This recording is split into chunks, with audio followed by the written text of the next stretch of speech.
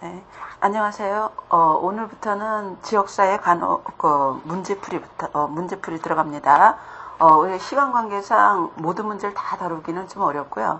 기출문제 중심으로 쭉 볼 거라는 거 말씀드리고, 기출문제는 지방 2010년, 2011년 요 두 해가 공개가 됐고요. 나머지는 다 제한된 수험생에 의해서 복원된 문제입니다. 그래서 기억력에 의존하다 보니까 우리가 정확도가 우리가 아주 높다고 보기는 좀 어렵고요.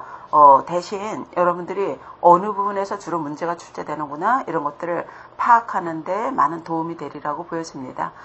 우리가 지금까지 문제가 쭉 출제됐던 걸 보면은 대부분의 기출됐던 부분에서 80% 이상이 다시 나오는 경향이거든요. 그래서 기출문제 부분만 여러분들 잘 파악하시고 그 다음에 그 문제만 보는 것이 아니라 다른 보기라던가 그 문제와 관련된 내용 이런 것들을 좀 포괄적으로 공부를 하시게 되면은 대부분의 시험 문제에서 80%나 85% 이상은 여러분들이 다뤄졌던 문제와 관련해서 똑같이 나오진 않겠지만 관련해서 출제가 되기 때문에 기출문제 분석이 아주 중요합니다. 그래서 보기 하나하나, 단어 하나하나에 너무 신경을 쓰지 마시고요. 우리가 어떤 부분에서 어떻게 공부해야 되겠구나 이런 방향, 지침 이런 것하고 생각하시고 우리가 문제를 같이 한번 풀어보도록 하죠. 1장에 우리가 기출문제 중심으로 봅니다. 그래서 1장의 기출문제 1번부터 보도록 합시다. 1번. 다음에 적정기능 수준의 향상으로 맞는 것 이라고 그랬는데요. 지역사회 간호의 목표가 적정기능 수준 향상이잖아요. 회심원의 개념을 빌리자면 적정기능 수준 향상, 싱크햄의 개념을 빌리자면 우리가 최상의 건강기능이라고 볼 수 있습니다. 우리가 최상의 건강기능 또는 적정기능이라고 하는 것은 또 오렘의 개념으로 설명하자면 자가간호라고 얘기할 수 있죠. 이 개념은 자기의 건강관리를 스스로 할 수 있는 기능 수준을 얘기하는 거예요. 그래서 가장 잘 설명한 것이 1번인 거죠. 네, 그 다음에 2번 넘어가도록 하죠. 우리가 지역사회 분류 중에서 구조적 지역사회. 여러분들 지역사회를 세 가지 유형으로 분류했잖아요. 구조, 기능, 감정 이렇게 분류하는데 구조적 지역사회에 대한 문제죠. 구조적 지역사회에 대한 설명으로 옳은 것이라고 그랬는데 여러분들 보기에 보시면은 조직, 대면 공동체, 생태학적 문제 공동체, 문제 해결 공동체 이런 것들이 다 구조적 지역사회에 들어가죠. 이 문제는 구조적 지역사회 유형에 대한 설명으로 옳게 설명했는가 틀리게 설명했는가 이걸 묻는 문제잖아요. 옳지 않은 거는 1번이겠죠. 여러분들 시, 군, 구 이런 합법적인 경계에 의해서 구분한 지역사회를 지정학적 공동체라고 그러는 거고요. 조직 공동체는 뭘 얘기하냐면 2명 이상이 공동의 목표를 달성하기 위해서 의도적으로 구성한 집합체를 우리가 조직 공동체라고 합니다. 그래서 1번은 옳지 않은 거고요. 나머지 대면 생태학적 문제 공동체, 문제 해결 공동체 잘 설명했죠. 여러분들은 틀린 보기만 보시면 안 되고 나머지 맞는 보기도 반드시 점검을 해주셔야 돼요. 그 다음에 3번으로 갑니다. 보건간호와 지역사회 간호의 차이점으로 옳은 것이라고 그랬는데요. 우리가 이론 수업 시간에 다뤘죠. 보건간호라고 하는 것은 공공보건기관에서 제공되는 간호사업을 얘기하는 거고요.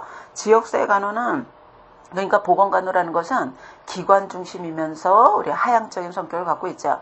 그에 비해서 지역사회 간호라고 하는 것은 지역 주민의 요구에 근거해서 계획해서 추진하는 사업입니다. 그러니까 주민의 요구 중심이고 우리가 방향으로 보자면 상향적인 사업을 의미하는 거죠. 그러면 보건간호와 지역사회 간호 비교한 것 중에서 옳은 걸 고르라고 그랬는데 여러분들 기억법 보시면은 보건간호는 보건사업 체계 내에서 이루어지고 이거 맞는 거죠. 보건사업 체계 내에서 보건간호가 이루어지는 거고 건강관리사업 체계 내에서 지역사회 간호가 이루어지는 거예요. 기억법 맞는 거고요. 니은번 같은 경우는 우리가 재원을 보자면 보건간호는 지역사회 재원이 아니죠. 세금에 공공기관에서 이루어지는 거기 때문에 세금에 의해서 이루어지는 거고 지역사회 간호는 세금에 의해서 이루어지는 것도 있지만 지역 주민의 재원이 동원되는 사업들이 있어요. 그래서 니은번은 세금과 지역사회 재원 이게 바뀌어서 설명한 거죠.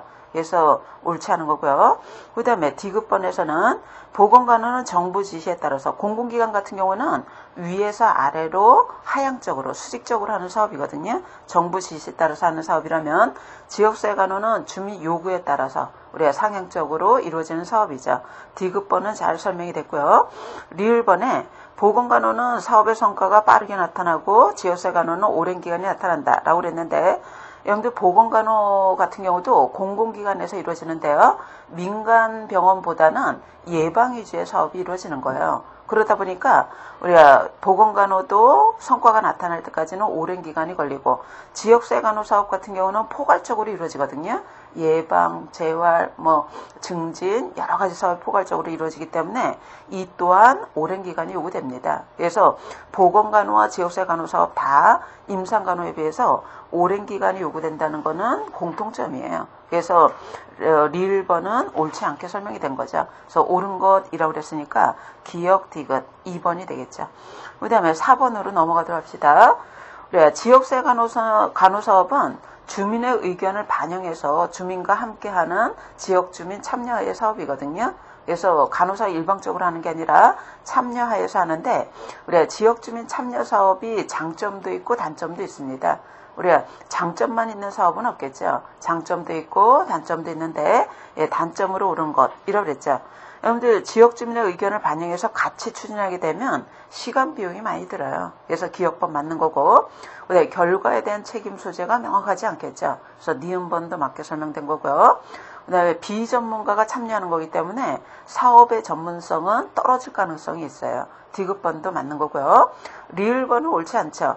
여러분 주민의 의견을 반영해서 주민과 함께 하게 되면 사업의 진행도, 진행에 대한 이해도 또는 예기치 않은 변동이 있을 때 변화에 대한 이해도 이런 것들은 높일 수가 있는 거죠. 그래서 저하라고 얘기했으니까 리을번은 옳지 않습니다. 그래서 맞는 답은 옳은 걸 고르라고 그랬기 때문에 기역, 니은, 디귿 4번이 되겠죠. 그 다음에 5번으로 갑시다. 우리가 방문간호 역사에 대한 얘기잖아요. 우리가 방문간호 역사에서도 미국의 헬린가에서 구제사업소 방문간호 사업소예요. 그래서 구제사업소를 설치해서 방문간호를 처음으로 실시한 사람이 릴리안 왈드죠. 답은 1번입니다. 여러분들 오늘날에 와서 우리나라에서 실시하는 방문간호기관, 방문유한기관에서 실시하는 방문간호 사업의 시초다. 이렇게 볼 수 있어요. 그래서 1번이고요. 2번의 라스본 같은 경우에는 보건소에서 간호사를 채용해서 방문간호를 시작했잖아요. 오늘날에 와서 보건소에서의 방문간호의 시초다. 이렇게 볼 수 있고요. 3번의 페베라는 인물은 종교적인 활동으로 우리가 최초로 아픈 환자를 방문해서 간호하기 시작했죠. 그래서 최초의 방문간호사라는 의미가 있고 4번에 우리가 성 빈센트 폴이라는 인물은 우리가 수녀로 방문간호 단체를 구성을 했다는데 의미가 있습니다. 그래서 답은 1번인데요. 문제가 출제될 때 우리가 1번 릴리언 왈드만 나오지 않겠죠. 2번, 3번, 4번 이 역사적인 인물이 어떤 의미가 있는가 다시 한번 정리해 보시고요. 그 다음에 6번으로 갑니다. 여러분들 우리나라의 지역사회 간호의 시대는 방문간호, 보건간호, 지역사회 간호 이렇게 분류할 수 있거든요.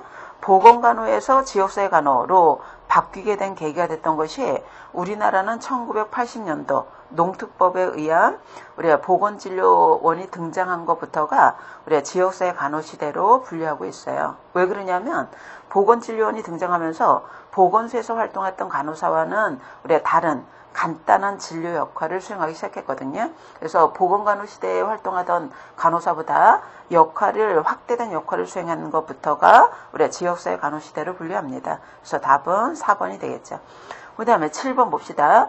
우리 지역사회 간호사는 임상간호사보다 다양한 역할을 수행해야 되죠. 그 중에서 알선자라고도 하고 의뢰자라고도 하고 여러 가지로 부르죠. 우리가 지역사회 간호사가 모든 문제를 다 해결할 수는 없는 거 아니겠어요? 그래서 우리가 간호사가 해결할 수 없는 문제다. 또는 더 잘할 수 있는 기관이나 인력이 있다. 이런 경우에는 우리가 간호사가 해결할 수 없다던가 우리가 더 잘 해결할 수 있는 기관의 인력이 있는 경우에는 의뢰가 필요한 거죠. 네, 알선이 필요하다는 거예요. 우리 알선하기 위해서는 적합한 기관이나 인력에게 알선을 해줘야 되는 거잖아요. 그러기 위해서는 자료도 수집, 정보도 수집해서 우리가 대상자가 어떤 요구가 있고 어떤 기관이 적합한가 이걸 선택해서 의뢰를 해줘야 되는 거죠. 그래서 알선자의 역할과 관련성이 있는 우리의 활동은 1번이라고 볼 수 있어요. 자료 수집. 우리가 지역사회에 있는 여러 기관이나 인력에 대해서 정보를 수집 분석을 해놔야 될 거라는 거예요. 답은 1번. 그 다음에 8번으로 갑시다. 지역사회 간호사는 다양한 역할을 수행해야 된다고 그랬잖아요. 그 역할 중에서 대상자 입장에 서서 권리를 찾아줄 수 있도록 하는 간호사의 역할이 뭐냐?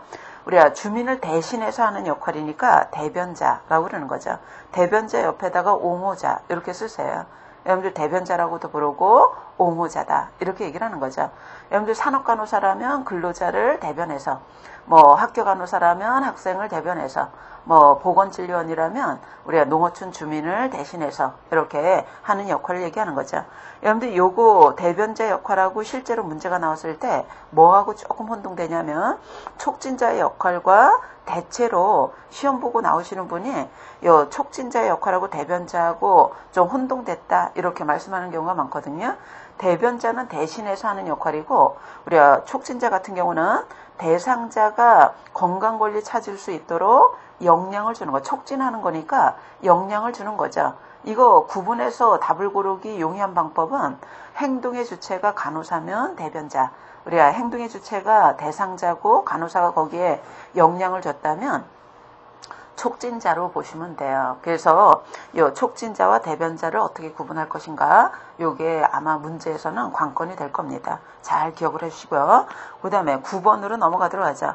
1차 예방에 속하는 것이라고 그랬는데 여러분들 뉴만의 건강관리 체계 모형은 체계 이론을 기반으로 하기도 했거니와 우리가 예방 수준, 우리가 클라크 교수가 제시한 1차, 2차, 3차 예방 이론도 기반으로 하고 있는 거예요. 그래서 뉴만의 체계 모형에 의한 1차 예방이라던가 우리가 클라크 교수가 제시한 예방 활동은 거의 비슷하다고 보셔도 됩니다.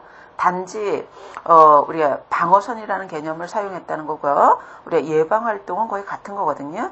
질병 발생 이전이면 1차, 질병이 있는 상태에서 예방이면 2차, 우리가 병원에서 퇴원해서 지역사회에 돌아와서 잘 적응하도록 하는 거라면 3차가 되는 거예요. 그러면은 1번에서는 우리가 손쉬기 교육, 보건교육이다. 이거 1차에 해당되겠죠. 감염증을 예방하기 위한 우리 1차에 해당되는 거고요. 2번에서는 이건 지속적으로 지역사회에 와서 잘 적응하도록 돕기 위해서 자가간호 실시하는 거기 때문에 3차로 볼 수 있고요. 그 다음에 3번에 검진을 실시한다는 것은 질병이 있는 단계에서 빨리 발견하려고 그러는 거죠. 그래서 이거는 2차쯤에 해당될 거고, 그 다음에 자가조절 전식 프로그램을 교육한다. 4번 같은 경우는 스스로 가정에서 살면서 잘 조절하는 걸 얘기하는 거잖아요. 이런 예방 수준을 우리가 3차라고 부릅니다. 그래서 1차에 해당되는 거는 1번인 거죠. 그 다음에 10번으로 넘어갑시다. 우리가 뉴만의 체계론을 적용했을 때 우리가 3차 예방 활동에 속하는 게 뭐냐라고 그랬죠. 3차 예방은 이미 질병이 와서 치료를 한 경우에 다시 잘 적응하도록 돕는 것이 우리가 3차 예방이 되겠어요. 그래서 뉴만의 체계론은 방어선의 개념을 더 추가했다고 그랬잖아요. 그래서 3차 예방에서는 요 방어 체계를 우리가 다시 스트레스에 받더라도 우리 질병에 걸리지 않도록 방어 체계의 재구성을 도와주는 것 3차에 들어갑니다. 조기 치료는 2차에 들어간다고 그랬고요. 유연방어선, 여러분들 우리 이론 수업 시간에 유연방어선, 정상방어선, 저항선 이런 방어선에 대한 얘기를 했잖아요. 유연방어선은 아직 질병에 걸리지 않은 상태에서 우리가 스트레스를 조절하는 방어선을 얘기를 하는 거죠. 그러니까 요거는 1차쯤에 해당되는 거고요. 리을번은 우리가 보건이 명확하게 보건되지 않은 거죠. 근데 여기서의 예방은 질병 발생 이전에 예방을 설명했던 걸로 보여집니다. 예, 그렇다면은 1차 예방으로 볼 수 있어요. 그래서 보기 중에 3차 예방에 들어가는 거는 1번이 되겠죠. 그 다음에 11번으로 갑시다. 우리가 다음에서 설명하는 이론은 어떤 학제의 이론과 관련되어 있는가라고 그랬는데 일단 기억번에서는 뭐라고 얘기했냐면 우리가 정상방어선을 잘 유지하는 게 간호의 목표다. 정상방어선으로 간호의 목표를 설명했고, 그 다음에 니은번은 간호중재 행위를 1차, 2차, 3차 이렇게 예방 중심으로 설명을 했고요. 네, 대상자를 디귿번에 보시면 대상을 개인, 지역사회, 가족으로 봤잖아요. 요거는 여러분들이 다 알다시피 뉴만의 체계론을 설명한 거예요. 답은 4번이죠. 여러분들 1번의 로저스의 인간환경 이론 같은 경우는 우리가 로저스는 인간의 장이 있고 환경의 장이 있는데 우리가 인간의 장과 환경의 장을 조화, 균형을 잘 유지하는 것이 우리가 간호의 목표다. 이렇게 설명했고요. 오렘은 자가간호라는 개념으로 설명했잖아요. 자기 스스로 간호할 수 있는 것이 간호의 목표다라는 개념을 설명했고, 그다음에 로이는 우리가 내외적 환경에 대해서 잘 적응해 나가도록 돕는 게 간호의 목표다. 이렇게 설명을 했습니다. 그래서 여기서는 4번에 뉴만의 체계 이론을 설명을 한 거고요. 시험 문제는 이것만 나오진 않겠죠. 1번, 2번, 3번의 이론도 다시 한번 점검을 반드시 해두셔야 돼요. 출제가 많이 되는 문제입니다. 그 다음에 12번으로 가도록 하죠. 우리가 1차 예방에 대한 설명 이라고 그랬는데 여러분들 기본구조라던가 저항선을 강화시키는 거는 2차 예방 활동이에요. 우리가 뉴만의 체계론을 적용했을 때 이미 정상방어선에 침입해서 증상이 나타난다면 증상을 줄이면서 우리가 기본구조와 저항선을 더 강화시키는 활동이 필요하다라고 얘기했죠. 그래서 요거는 2차, 위험방어선을 강화시키는 활동이 1차, 우리가 질병을 조기 예방한다. 요거는 2차쯤에 해당되겠죠. 기본구조를 다시 재구성하는 거는 우리가 앞에 재가 붙었잖아요. 다시 구성하는 거를 얘기하는 거죠. 요거는 3차 활동에 해당됩니다. 그래서 답은 2번이 되겠고요. 그 다음에 13번에 우리가 지역사회를 뭐로 설명할 수 있냐면 우리가 체계 이론을 설명할 수 있어요. 일반 체계 이론으로 설명할 수 있는데 해설에 나왔듯이 일반 체계 이론에서는 대상 체계를 5가지 요소로 분류합니다. 특히 개방 체계는 5가지 요소로 돼 있다. 이렇게 얘기를 하죠. 구성물과 구성물 뺀 나머지 자원 환경과 구성물과 자원과의 상호작용과 그다음에 외부 환경과 구분되는 경계를 갖고 있고 추구하는 목표가 있다. 이렇게 얘기를 하는 거죠. 그러면은 13번에서 문제에서 뭐라고 얘기했냐면 지역사회 자원에 해당되는 게 뭐냐라고 얘기했는데 우리 지역사회 자원에 해당되는 것은 지역쯤 13번에 대상 지역사회 간호에서 간호 대상 하나 체계로 볼 때 지역사회 체계로 볼 때 간호 지역사회에서 자원이 뭐냐라고 그랬는데요. 이게 답이 4번이죠. 우리 주민은 구성물에 해당되는 거고 주민 뺀 나머지가 자원 및 환경이 되는 거예요. 그래서 의료인은 인력 자원, 그 다음에 뭐 조직 자원도 있고 시설 자원도 있고 예산 자원도 있고 이런 거죠. 그래서 13번 같은 경우는 주민은 구성물에 들어가고 의료인은 자원에 들어가는 거예요. 답은 4번이 되겠죠. 그 다음에 14번으로 갑시다. 교환이론에서 가장 많이 적용하는 이론이 뭐냐라고 얘기했는데 여러분들 교환이론은 뭘 설명하는 이론이었었냐면 사람 간의 주고받는 관계, 우리가 상호작용을 설명하는 이론이거든요. 그러면은 이 교환이론이 간호사업할 때, 계획할 때, 수행할 때, 평가할 때 모두 다 활용되겠지만 간호사와 주민과 가장 활발한 상호작용이 이루어지는 단계는 언제냐? 우리가 수행할 때예요. 수행할 때 지역사회에 있는 주민 조직이라던가 주민이라던가 뭐 이런 그 대상자와 아주 활발하게 상호작용이 이루어지기 때문에 가장 많이 적용하는 단계는 수행 단계이겠죠. 그죠? 그래서 답은 2번입니다. 그래서 기출문제, 우리 교재에 나와 있는 기출문제 1장은 이 정도 살펴보고요. 2장으로 바로 넘어가도록 합니다. 2장 기출문제로 넘어갑시다. 우리가 2장에서는 뭐에 대한 얘기를 했었냐면, 우리가 2장이 뭐에 관한 내용이었었냐면, 우리가 지역사회 간호 과정에 대한 거였었죠. 그죠? 대상자에게 활동을 제공할 때 간호 과정에 의해서 제공되는 거잖아요. 사정하고 진단하고 계획하고 수행하고 평가하고 이런 과정을 통해서 적용되는데 2장 같은 경우는 요 사정, 계획, 수행, 평가 요 과정에 관한 우리가 내용입니다. 그거와 관련된 기출문제 보도록 하죠. 여러분들 이 과정은 비교적 짧은 내용이었는데요. 출제 빈도는 비교적 높다고 볼 수 있어요. 우리가 임상간호과정하고 다르지 않은데 우리가 지역사회를 대상으로 한다는 것이 좀 차이점이었었죠. 그래서 기출문제 어떤 문제가 나왔었는가 우리가 다시 한번 파악해 보도록 합시다. 우리 1번 보도록 하죠. 지역사회 간호과정에서 고려될 내용으로 적절하지 않은 것 이러죠. 1번 자료 분석하고 기준지침 확인하고 이거 반드시 필요한 거죠. 우리가 간호사의 활동 범위를 보려면은 기준지침 확인해야 되겠고요. 그다음에 자원이 제한되어 있다 보니까 우선순위를 반드시 고려해서 우리가 진단을 내려줘야 돼요. 2번도 맞고요. 3번에서는 우리가 목표 설정할 때 나중에 목표가 달성했는가 그렇지 않는가 측정하기 위해서는 양적으로 그리고 구체적으로 설정을 해줘야 돼요. 3번도 맞고요. 4번에서는 평가계획은 사업이 끝난 후에 실시한다. 이거 옳지 않죠. 우리가 평가에 대한 계획, 수행에 대한 계획 다 계획 단계에서 계획을 해줘야 되는 거예요. 그래서 끝난 후가 아니라 계획 단계에서 실시한다. 이렇게 해서 맞습니다. 그 다음에 2번 넘어가더라죠. 지역사회 간호를 제공하려고 할 때 우리가 지역사회 간호 과정에서 적용하는 기본 원칙, 기본 원칙으로 옳은 게 뭐냐라고 그랬죠. 지역사회 간호는 요구에 근거해서 하는 상행적 사업이라고 했잖아요. 잘 설명한 게 1번이겠죠. 답은 1번.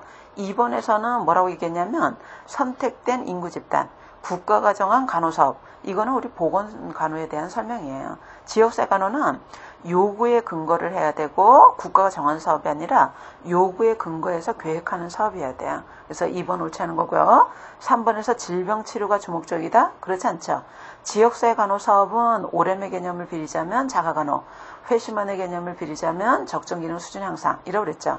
자기가 스스로 건강관리할 수 있는 능력을 높이는 거지 우리가 질병을 치료하는 게 목적은 아니에요. 그래서 3번 옳지 않고요. 4번에서는 우리가 정부 정책에 근거해서 이를 지원하기 위한 지역사회 간호사업을 계획한다. 이건 보건간호에 대한 얘기입니다. 우리가 지역사회 간호는 주민 요구에 따라서 계획하고 수행을 해줘야 되는 거예요. 그래서 잘 설명한 것이 1번입니다. 그 다음에 3번 보도록 하죠. 우리가 사정 단계에서 자료 수집할 때 가능한 한 많은 자료를 수집하라고 그랬잖아요. 자료는 1차, 2차 이렇게 분류하는데 1차 자료는 대상 자료부터 직접, 2차 자료는 이미 기존에 있는 자료를 2차 자료라고 그럽니다. 그러면 1차 자료, 여기에서 대상 자료부터 바로 수집한 것은 뭐냐? 2번이겠죠. 우리가 관찰해서 수집하는 건 1차 자료, 나머지는 우리가 기존 자료를 얘기하는 거니까 2차 자료에 해당되는 거죠. 그래서 3번의 답은 2번입니다. 4번에서는 거꾸로 2차 자료 수집 방법을 골라라 라고 그랬잖아요. 이거는 이미 나와 있는 기록 자료를 그대로 수집하는 것을 2차라고 그러는 거예요. 2차라고도 하고 간접 자료라고도 그러는 거죠. 그래서 답은 4번이고요. 나머지는 직접 조사하는 거니까 우리가 1차 자료에 해당되는 거죠. 그 다음에 5번에 우리가 지역사회 간호를 신속하게 진단 내려야 된다. 지역사회 간호 사업하는데 자료 수집하는 시간 비용이 넉넉하지 않다. 우리 신속하게 자료 수집해야 된다. 이럴 경우에는 직접 조사가 어려운 거예요. 이럴 때는 기존 자료, 우리 기존 자료를 2차라고도 하고 간접 자료라고도 그러죠. 그래서 요거는 시간 비용이 많이 들지 않기 때문에 기존 자료, 2차 자료부터 수집을 해야 되는 거예요. 그래서 답은 1번이 되겠고요. 그 다음에 6번에 자료 수집해서 분석하려고 그런다. 분석할 때 분석하는 단계는 이렇게 얘기했죠. 뭐 이거는 1차원적 문제 아니겠어요? 사정 단계를 설명을 한 거예요. 사정 단계에서는 지역사회를 사정 진단하기 위해서 자료 수집하고 분석하고 문제 확인하고 이런 걸 얘기를 하는 거죠. 답은 1번. 그 다음에 7번 봅시다. 우리가 지역사회 사정 분석을 했더니 여러 가지 문제가 확인이 됐다. 우리가 간호사가도 한정이 돼 있고 시간도 한정이 돼 있고 예산도 정해져 있고 하다 보니까 한꺼번에 문제 다 해결할 수 없죠. 우선순위라는 걸 설정을 하는데 염두 해설 보시면은 우선순위 설정할 때 제일 먼저 고려해야 되는 것이 문제의 크기예요. 여기서 크기라는 것이 어느 정도 인구에 해당된 문제인가 이걸 얘기를 하는 거거든요. 인구 중에서 많은 인구에 해당된 문제가 우선순위가 제일 높은 거죠. 우리가 구체적인 예로는 감염병 유행이에요. 감염병은 나의 문제뿐만이 아니라 많은 인구에게 영향을 주는 문제다 보니까 우선순위가 제일 높은 거죠. 그래서 그 7번의 보기에서 감염병을 설명한 것이 4번인 거죠. 그래서 답은 4번이 되겠고요. 요거 알아셔야 되고, 그래서 대부분의 시험 문제가 우선순위 높은 거 그러면은 문제의 크기가 큰 건데, 감염병의 문제라던가, 우리 최근에 발생한 사고, 재해라던가, 이런 것들은 많은 인구에 영향을 주는 거기 때문에 우선순위 제일 높고요. 만약에 보기에 요 감염병이나 재해에 관한 문제가 보기가 없다? 그럴 때는 일부 인구에 해당된 문제 중에서는 가장 우선순위가 높은 것이 취약 대상이에요. 그러니까 모자 건강과 관련된 문제가 우선순위가 높습니다. 여기까지만 알아두셔도 대부분의 답은 나와요. 감염병 아니면 우리가 요게 없다. 취약 대상과 관련된 문제인데 가장 취약 대상이 모자 사망과 관련된 문제다. 이렇게 보시면 됩니다. 그 다음에 8번 가도록 하죠. 우리가 목표를 설정하려고 그런다. 우리가 목표 설정할 때 조건 또는 기준이라고 얘기하는 거죠. 기준 조건이 될 수 없는 것 이랬잖아요. 목표는 우리가 확인된 간호 문제와 관련성이 있어야 돼요. 1번 맞고요. 그 다음에 우리가 실현할 수 있는 자원을 파악해서 실현 가능한 수준으로 설정을 해줘야 돼요. 2번도 맞고요. 3번의 포괄성이 아니라 구체성 이렇게 얘기해야 돼요. 나중에 측정하려면은 구체적으로 명확하게 이렇게 설정을 해줘야 됩니다. 포괄적으로 하면은 어느 부분이 목표 달성했는가 이거 잘 모르는 거예요. 그래서 3번이 옳지 않은 거고요. 그 다음에 우리가 진행하는 동안에 확인하기 위해서는 관찰해야 되고 나중에 측정할 수 있어야 돼요. 그래서 옳지 않은 건 3번입니다. 그 다음에 9번 가도록 하죠. 우리가 여러 가지 문제 중에서 우선순위라는 거를 설정을 해줘야 되는데 우선순위 설정할 때 기준으로 사용할 수 있는 게 있고 그렇지 않은 게 있을 거 아니겠어요? 우리가 간호사가 기준 우선 설정할 때 몇 가지 요소 기준을 선택을 해서 점수화해서 선택할 수 있는 거야. 그러면 우선순위 설정할 때 기준 요소에 포함될 수 있는 게 뭐냐? 간호사의 능력, 이거 고려됩니다. 왜냐? 우리가 이게 간호사가 해결할 수 있는가 그렇지 않는가 실현 가능한가 그렇지 않는가를 알아보려면 능력 고려해야 되죠. 그 다음에 어느 정도 전문가를 이용할 수 있는가 이것도 우리 얼마나 실현 가능한가 인력 자원을 얼마나 동원 가능한가 활용할 수 있는가 이런 것도 봐야 되는 거고요. 그 다음에 디귿번은 이거 들어가지 않아요. 왜 그러냐면 우선순위가 설정되고 그거와 관련해서 목표를 설정하고 난 다음에 목표 달성하기 위한 방법 수단을 선택하는 거거든요. 그래서 우리가 우선순위 설정할 때 고려되는 게 아니라 이 방법은 목표가 설정되고 난 다음에 효율적인 방법이 선택돼야 되기 때문에 우선순위 설정할 때는 고려되지 않아요. 그래서 디귿번, 수단방법은 우선순위에서는 고려되지 않죠. 디귿번에 해당되지 않고요. 그 다음에 주민의 요구도, 얼마나 요구도가 높은 문제인가 그렇지 않는가, 얼마나 중요한가 그렇지 않는가 이런 것도 고려해줘야 돼요. 그래서 해당되는 거는 디귿번 뺀 나머지 기역, 니은, 리을 이렇게가 맞겠죠. 그 다음에 10번으로 넘어갑시다. 우리가 진단 단계에서 유용하게 활용하도록 하기 위해서 간호 진단 목록을 개발한 도구들이 있죠. 여러분들 거기 보기에 보시면은 HHCC 도구, 난다 도구, 오마 도구, ICMP 도구 이게 다 진단 목록 도구거든요. 그 중에서 우리가 임상에서 유용하게 활용할 수 있는 게 난다 도구, 지역사회 간호 사업에 유용하게 활용하기 위해서 우리가 지역사회 간호에 활용할 목적으로 개발된 진단도구는 우리가 오아마 진단도구입니다. 그래서 답은 3번이 되겠죠. 1번의 가정간호 분류체계는 말 그대로 가정간호 사업에 활용하기 위해서 개발한 진단목록, 국제실무 분류체계는 국제적으로 통용될 수 있는 진단목록을 개발한 거예요. 그래서 답은 3번이고 나머지도 우리가 어디에 유용하게 활용할 수 있는가 잘 알아두시고요. 시험 문제는 이렇게 간단하게 이렇게 나올 수도 있지만 오아마 진단 목록은 구체적으로 내용을 묻는 문제가 실제로는 많아요. 그래서 우리 이론 수업 시간에 다뤘던 오아마 진단 도구의 이론 시간에 다뤘던 내용 어떻게 구성되어 있는가 요거는 다시 한번 반드시 확인해 주셔야 됩니다. 그다음 11번 가도록 하죠. 간호사업 목표를 설정하려고 그런다. 가장 잘 설정한 게 뭐냐? 여러분들 목표는 나중에 우리 측정 가능해야 돼요. 측정하려면은 구체적이고 명확하고 그 다음에 대상과 기간과 명확해야 될 거고 그 다음에 목표가 도달했는가 그렇지 않는가 측정하려면은 양적으로 수량적으로 측정하는 수립하는 게 바람직한 거예요. 그래서 구체적으로 수립하다 보니까 여러분들 사업 목표로 가장 잘 설명한 게 뭐냐? 이렇게 물었을 때 구체적으로 설정하다 보니까 문장이 대부분 깁니다. 그죠? 그렇다고 해서 무조건 긴 거 고르시면 안 되고요. 대체로 긴 게 답이야. 이런 거는. 그래서 우리가 가장 잘 설명한 거, 구체적으로 측정 가능하도록 가장 잘 설명한 거는 3번이 되겠죠. 대상과 기간과 목표량과 이런 게 명확히 제시되어 있잖아요.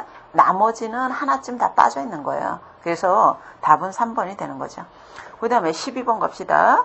우리가 목표 설정할 때 기준으로 옳지 않은 것, 우리가 실행 가능이라고 할 수도 있지만은 1번은 아마 실현 가능성을 하고 나왔을 거예요. 아마도. 그래서 실현 가능해야 된다. 맞는 거고. 그 다음에 측정 가능, 관찰 가능해야 되고 문제와 관련성이 있어야 된다 그랬죠. 그죠?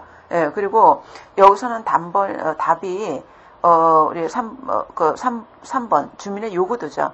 요구도 어디서 많이 보셨잖아요. 요거는 목표 설정할 때가 아니라 우선순위예요. 우선순위. 우리가 9번의 문제에서 우선순위 설정할 때 포함되어야 되는 것 했을 때는 요구도도 고려를 해줘야 돼요. 그러나 목표 설정할 때 기준, 지침에 들어가지는 않는 거죠. 그죠? 그래서 여러분들 문제 푸시다 보면은 조금 당황하기 때문에 우리가 우선순위 기준인지 목표 설정 기준인지 이런 것들이 좀 혼동될 수 있거든요. 그래서 침착하게 다시 한번 우리가 우선순위 기준, 목표 설정 기준, 우리가 지금 공부할 때는 헷갈리지 않지만 문제 풀 때는 의외로 혼동되는 경우도 있어요. 예의치 않게. 그래서 다시 한번 정리해 보시기 바랍니다. 답은 3번. 그 다음에 13번 가도록 하죠. 간호사업 평가 시에 우리가 1차적으로 고려될 점이라고 그랬는데 요거는 문제가 1차적으로 고려해야 될 점이라고도 볼 수 있지만 어떻게 설명하는 게 맞냐면은요. 평가 과정의 첫 단계라고 설명을 해줘야 돼요. 그죠? 우리가 평가에도 단계가 있는 거 아니겠어요? 그래서 평가 단계에서 첫 번째 단계에서 해야 될 활동 이런 얘기죠. 그래서 제일 먼저 해야 될 거는 평가 대상과 기준을 설정을 해줘야 돼요. 그래서 답은 3번입니다. 그 다음에 해야 될 게 뭐냐? 자료 수집을 해줘야 되는 거죠. 자료 수집해주고 그 다음에는 비교 분석을 해줘야 돼요. 비교 분석. 그리고 난 다음에 우리가 목표 달성했다면 종료. 목표를 달성하지 못했다면 다음의 사업 방향을 다시 설정을 해줘야 되는 거예요. 그래서 이 보기에서 순서로 나열하자면 3번, 1번, 2번, 4번 이런 순인 거예요. 답은 3번이 되겠죠. 그 다음에 14번으로 갑시다. 우리 14번. 이 평가 범주. 여러분들 14번 문제를 보시면은 보기를 보세요. 보기. 목표 달성도, 진행 과정, 효율성, 적합성, 투입된 노력. 이거 평가 범주 5가지에 대한 얘기죠. 5가지.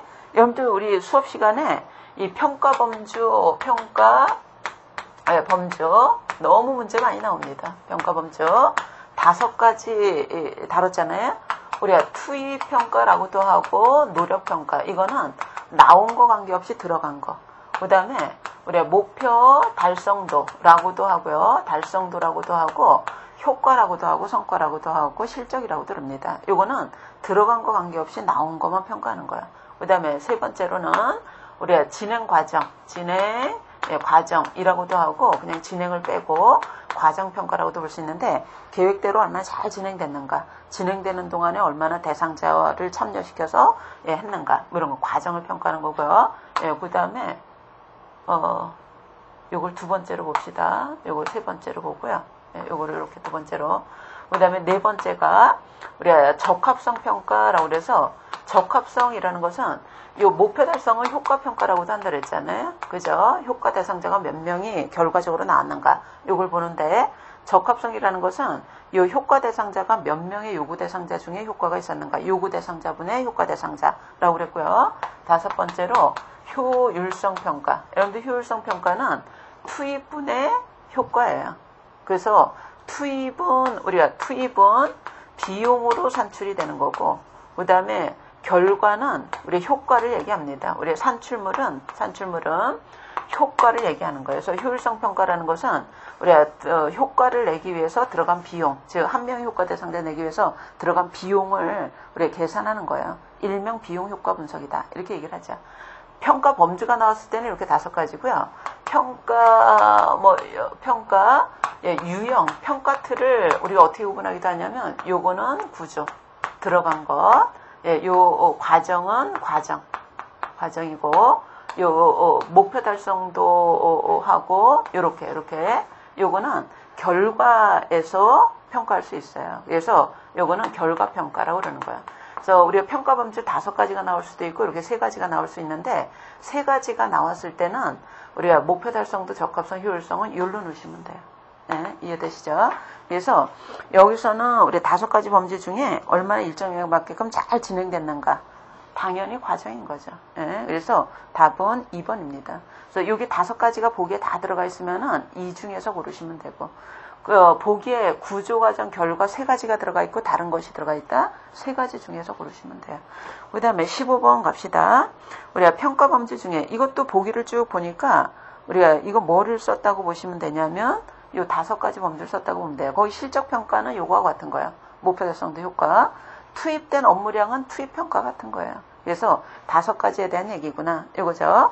근데 보기에서 쭉 뭐라 그러냐면 우리가 대상자를 어느 정도 참여시켰고, 그죠? 예, 그 다음에 얼마만큼 참석을 했고, 이거는 진행하는 과정에서 평가라는 거예요. 과정은 진행 계획대로 얼마나 잘 진행됐는가, 대상자 얼마나 참여시켰냐, 그죠? 예, 이런 것들을 평가하는 겁니다. 답은 2번이 되겠고요. 그래서 요거 들어간 거, 나온 거, 이거는 과정, 우리 진행하는 과정에서 평가하는 것. 예, 요 적합성, 효율성은 목표 달성도하고 관계 있는데, 예, 요구 대상자 중에 목표 달성도 보는 게 적합성. 예, 그 다음에 들어간 것분에 나온 거, 비교한 것이 효율성 평가. 예, 다시 한번 잘 정리하세요. 문제로 거의 매번 나옵니다. 매번 나온다는 것. 그 다음에 16번 가도록 하죠. 여러분들 건강관리실을 둘로 나눌 수 있잖아요. 이동이 있고 고정 있는데 여러분들 이동 건강관리실을 설치하려고 그런다. 이럴 때 장소를 고려를 해줘야 되죠. 그죠? 장소 고려하는데 옳지 않은 것이 뭐냐? 일단 비밀 유지가 돼야 돼요. 그래서 1번 맞는 거고 그 다음에 종교색이나 정치색을 띠는 거는 바람직하지 않죠. 왜냐하면 색깔이 다른 사람은 접근하기 어려우니까. 그래서 2번이 옳지 않은 거고요. 그 다음에 뭐 수도시설 뭐 이런 거 활용이 가능해야 되고 쉽게 접근할 수 있도록 편리해야 돼요. 그래서 나머지 조건은 다 맞는 겁니다. 그 다음에 17번 가도록 하죠. 요거 의외로 이런 문제가 나왔을 때 틀리시는 분이 많이 있어요. 요거는 사실은 우리가 문제를 위한 문제다. 이렇게 평가하셔도 뭐 상관이 없는데요. 이건 뭘 묻는 거냐면 우리가 간호 대상자가 있고 목표가 있고 활동이 있다고 그랬죠. 이거 수업 시간에 했잖아요. 그죠? 목표 대상자 간에는 기능 연속 지표. 대상자에게 활동 제공할 때는 간호 과정에 의해서. 그 다음에 이 목표를 효율적 효과적으로 달성하도록 활동을 제공하려면은 수단과 방법을 잘 활용을 해줘야 돼요. 그래서 이 문제는 뭘 묻는 거냐면 이 활동과 수단과 방법과 요거를 구분하는 문제라고 보셔야 돼요. 그러면은 여러분들 우리 기본 수업 시간에 이 활동은 뭐가 있다고 그랬냐면 간호 제공, 보건교육, 관리 활동이 있다고 그랬고요. 그 다음에 우리가 방법은 어떻게 구분했었냐면 전문화 방법이 있고 전반화 방법이 있고 이런 방법이 있고요. 수단에 들어가는 것은 뭐냐? 여러분들 수단에 들어가는 이 활동 같은 경우는 간호 제공, 보건교육, 관리 활동 이렇게 구분하기도 하고 직접 간호 제공, 간접 간호 제공, 반직접 간호 활동 이렇게 분류하기도 합니다. 방법은 전문화, 전반화. 이 수단은 도구를 얘기하는 거예요. 활동을 제공하기 위해서 사용되는 우리의 수단으로는 가정방문, 건강관리실, 그다음에 의뢰, 그다음에 매체, 지역사회 집단, 이런 것들이 수단에 들어가는 거예요. 그래서 요 구분해 주셔야 되는데, 여기서 뭐로 묶인 것만 고르라 그랬냐면, 수단으로만 묶인 걸 골라라. 이렇게 얘기를 했죠. 여러분들 1번 보시면은 집단이나 클리닉은 수단인데, 보건교육은 활동이에요. 그래서 틀렸고, 2번에서 상담과 가정방문은 수단인데, 직접 간호 제공. 여러분들 이 활동을 간호 제공, 보건교육, 관리 활동 이렇게 분류하기도 하고 직접, 간접, 반직접 이렇게 분류하기도 합니다. 그러니까 직접 간호 제공은 활동에 들어가는 거예요. 그다음에 3번에서는 직접 간호 제공이 활동에 들어갈 거고 4번에서는 보건교육이 활동에 들어가는 거죠. 수단으로만 묶인 게 뭐냐? 5번입니다. 5번. 그다음에 18번 가도록 하죠. 보건실에서 관리받는 대상자인데 약속한 날짜에 오지 않았다. 예를 들자면 결핵 환자는 장기간 치료를 해야 되는데 연락이 되지 않는다. 올 날짜에. 이런 경우에는 우리가 바로 연락이 되면서 지속적으로 관리하기 위해서는 우리가 전화라는 매체를 수단을 이용을 해서 우리가 지속적으로 관리하기 위해서는 방문 날짜를 잡던가 대상자가 건강관리실에 오는 날짜를 잡는 게 급선무인 거죠. 그래서 이 중에서 우리가 즉시 이용하면서 지속적으로 관리할 수 있는 방법이 1번이 적합하다. 이렇게 우리가 볼 수 있습니다. 근데 19번 가도록 하죠. 방문간호 대상자. 여러분들 요거는 보건소에서 우리가 방문간호니까 보건소에서의 방문간호를 얘기를 합니다. 보건소에서는 방문간호 대상자를 우리가 선정을 하는 거고요.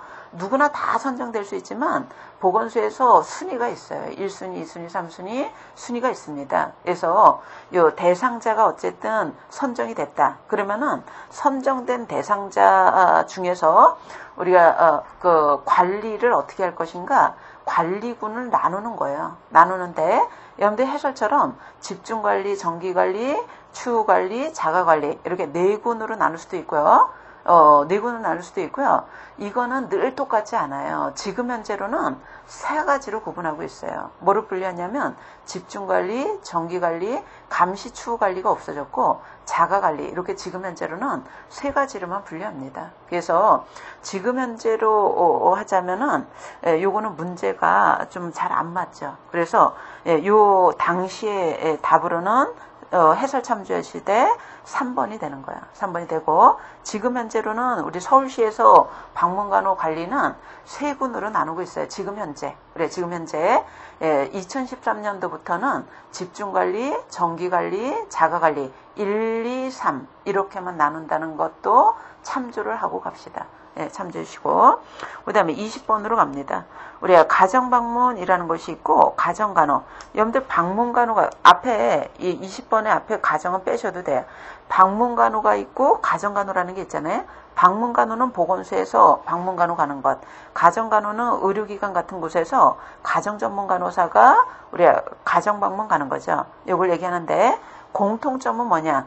가정으로 방문해 간다는 건 같은 거예요. 그래서 답은 3번입니다. 여러분들 서비스 제공자 다르죠? 방문간호는 그냥 간호사고 가정간호는 가정전문간호사야 돼요.